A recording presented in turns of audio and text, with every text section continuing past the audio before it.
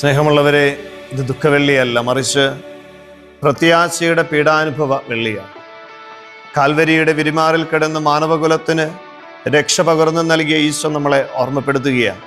നീയും സ്വയം ബലിയായി തീരുമ്പോൾ, മറ്റുള്ളവർക്ക് വേണ്ടി കത്തിയെരിയുമ്പോൾ, കുരിശോട് ചേർത്ത് ഈശോയും നമ്മളെ സ്നേഹത്തിൽ ചേർത്ത് പിടിച്ചിങ്ങനെ പറയുന്നു, ഇന്ന് നീ എന്നോടുകൂടെ പറുദീസായിലായിരിക്കും.